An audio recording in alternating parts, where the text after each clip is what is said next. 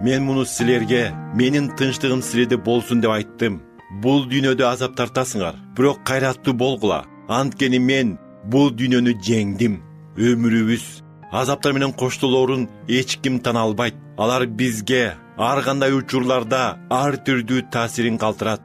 Өлүмгө барар түнү ал шакирттерине көп чындыктарды айткан. Себеби шакирттердин алдында көп кыйынчылыктар күтүп жатканын ал билген. Ал шакирттерге алар кездеше турган кыйынчылыктар убактылуу экенин эскерткиси келген.